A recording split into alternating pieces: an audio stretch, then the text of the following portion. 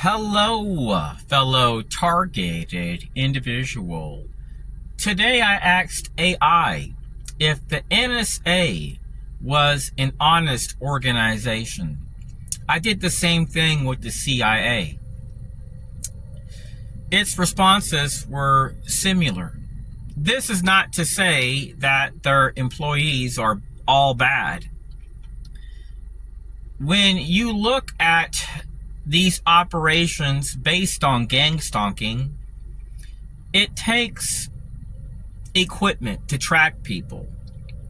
A passive GPS tracking device, or perhaps a Stingray device, which can pinpoint your location.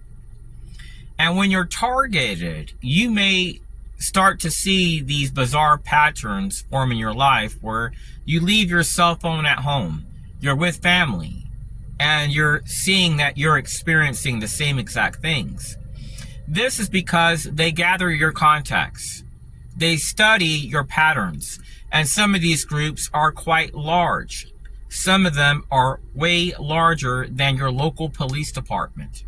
When they come into schools, they come in together typically as a group. When they go to restaurants to harass targets, they typically come together as a pair or a group. And they may do certain things to annoy you. Just walk away from them. Don't pay them no mind. When people do things to try to trigger me, I don't react. I just ignore. Because there's not much that I can do. Violence is not the answer. That is the enemy's solution to problems. And the reason why they're exposing themselves is because they don't care. They want to exert their force. They want to show off their power. That police believe them, that fusion centers trust them, and that military trusts them too. See, our enemies in the past, especially under President Biden, were accessing active duty military through the approval of the Joint Chiefs of Staff. So you could just be eating a meal with your 90-year-old grandmother and you're being harassed by active duty military. You're wondering, why are they doing this to you? Well, it's because you're starting to see what most Americans don't see. You're talking about things which are offending the powers that be. At one time, I made a video, fellow TIs, about a company called Zim Israeli Shipping Company. All of a sudden, I was being harassed by Israelis. All through my late 20s, 30s, and 40s, even recently. And I would notice these patterns in this community here, and then I could go to Fort Lauderdale and be harassed in the same exact way by Israelis, people that look like federal agents. And they utilize elderly people, and they'll smile in your face when they harass you. They'll take pictures of you in your face. They may even walk by your car and scratch it, and then when you notice that new scratch in your car, they'll say, oh, I didn't do that, when you recorded them doing it. And then they just take off. And then their tags, a lot of times, they're from a government vendor. When you're targeted, fellow TIs, these people seek to disrespect you and your space and your family. And this causes the target to stop wanting to go out with family in fear they will be harassed. And that is what the enemy wants. They want you isolated. They want you in a situation where you're in a hospital, where your health declines. They don't care about you at all. We're not dealing with friends. We're dealing with foes. And the reason why they continually expose themselves is because they want you to see what's going on. Because when you start complaining about it, the powers that be are going to say, oh, no, the Army wouldn't do that. No, InfraGard wouldn't do that. The Northern Command wouldn't do that. No, the Citizens Corps, oh, no, that's a partner. They would never do that. So you may notice that in some communities, there are roundtables. There's one in Texas, and this includes all the TV stations. This includes politicians, select cops, which share their side of a story. So your story is varied. See, the enemy, fellow TIs, focuses on the negative things about you, not on the positive. And they will not focus on the simple fact that you're seeking to live your life.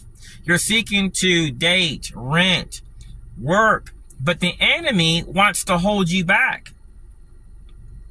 And they have been known to do this to other people, fellow TIs. The FBI was one group that was doing this to people for decades. They would even work outside of the country through embassies. You ever wondered why when people are harassed overseas, they can't get any help? You would think Department of State would help them investigate, right? No, you're wrong. The investigations occur through DOJ and their National Security Division. You know why? Because if the Department of State had to investigate, they would probably find out their FBI and CIA assets working outside their embassy. And they don't want to have to investigate themselves. So you're trying to flee a problem, and the problem continues to come your way.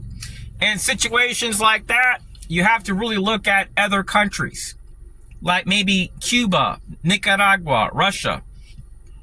The enemy can still target you there. But if you play your cards right and you talk to your municipality, local sheriffs and cops, the military, like I've done, I've sent my files to different countries, to their military. And the reason why is because when I relocate, I don't want to have to go through this again. I want to be able to rent, date, take walks with family, and not be harassed by people that clearly are perverted and which utilize gray areas of law to break the law. Oh, my phone fell down. So the enemy, fellow TIs, they just want to make you sick. They want you to feel uptight about life. They don't want you to enjoy your environment. This is no joke, fellow TIs. At one time, anytime I came here, a car would pull up behind my car, honk the horn, and drive off. Weird things would occur. Bear with me one moment. No joke, one time I came out here and two guys, they parked their car across the street and walked up to my car and had their hands underneath the back of their shirt. This was all to intimidate me.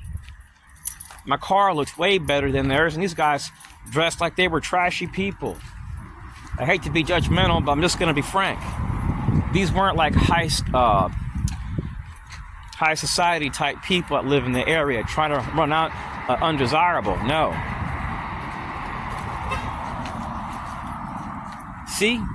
That's the type of stuff they do, fellow TIs. The guy has a Mercedes. I've never seen him a day in my life. And he just passed by. I seen him press the brake. He looked at me and he honked the horn. That is what the enemy does, fellow TIs. They want to make their presence known. And there have been times that I've come out here, fellow TIs, and I've had 8 cars honk horns in a really rural area, the exact moment they pass by.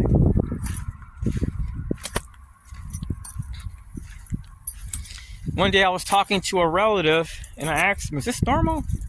He's like, you're grown, you should know better. It's not normal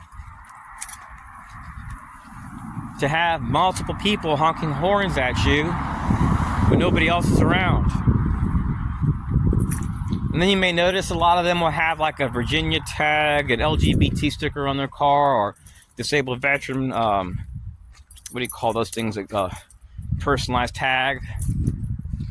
Anyways, that's all I want to share. Stay strong. God bless. Peace.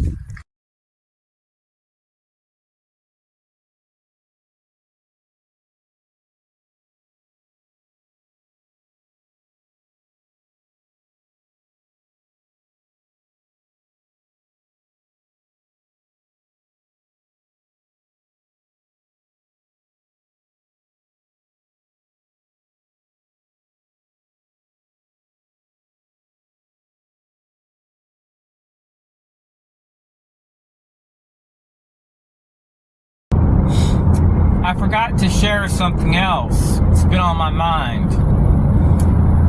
I would say around 2006, I was attending Fort Walton Choice in Fort Walton Beach, Florida. I live in Central Florida now. I've been here 6 years.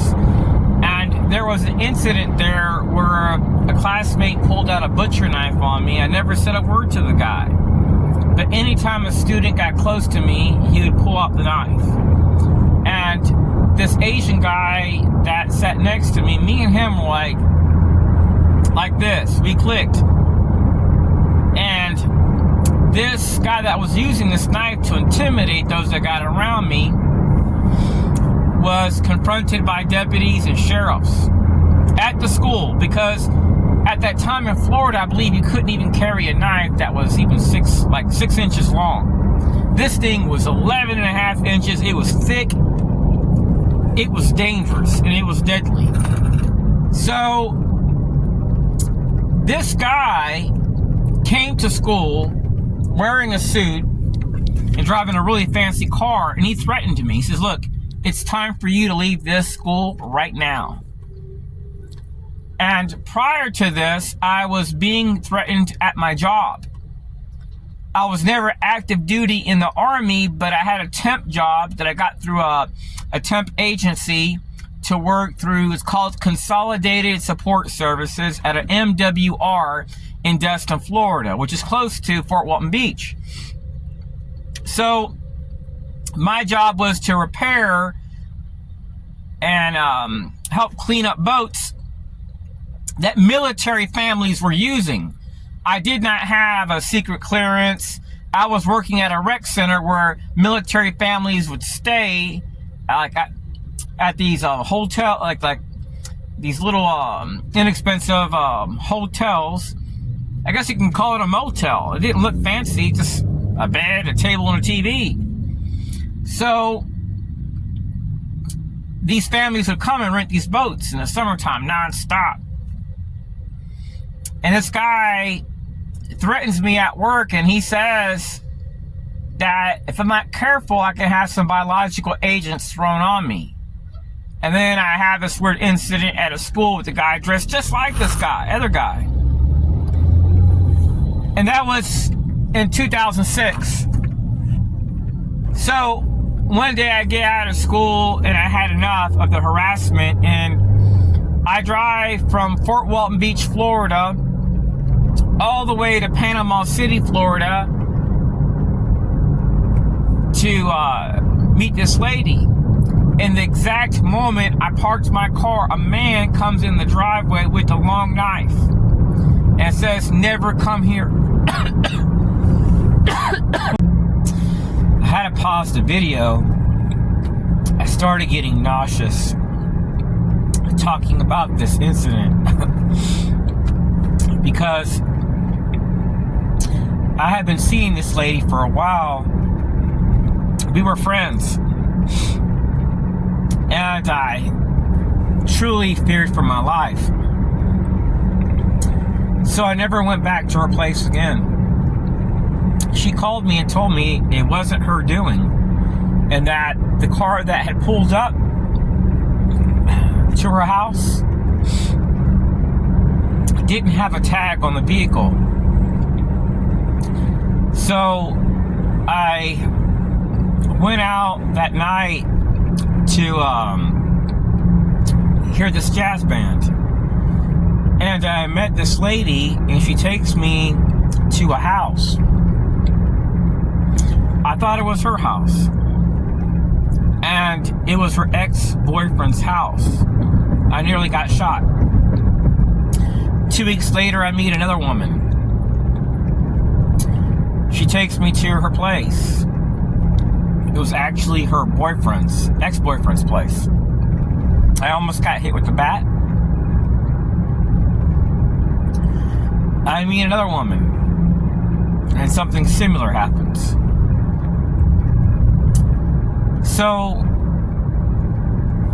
I noticed this pattern, and then one day I met a lady. She was Asian, and we started chit-chatting, and she told me straight up. She says, "Look, I work with the sheriff's department as my point of contact. I'm a defense contractor, and these people, they just want information." I'm like, "Well, what information do you want?" And she's like, "I've been through your phone, your computer, I've extracted all your information. Says you have no ties to terrorists, you're not a drug dealer, you're not a pedophile."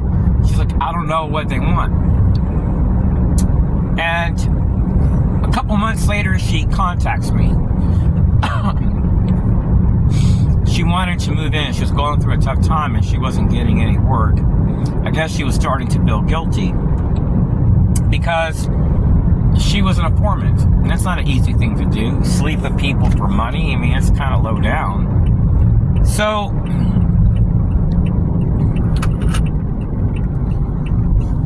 I stopped being able to trust people.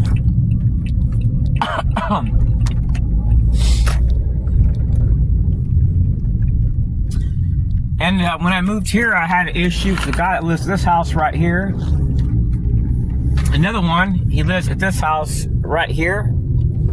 They're all veterans. Another one at a house up here, he works for Lockheed Martin. And I was surrounded by veterans in a rural area at the very front entrance of where I live at, Villatias. I was being mobbed. And when I was mobbed, I started... I'm sorry, I thought I got to throw up talking about this. I can't talk about it no more.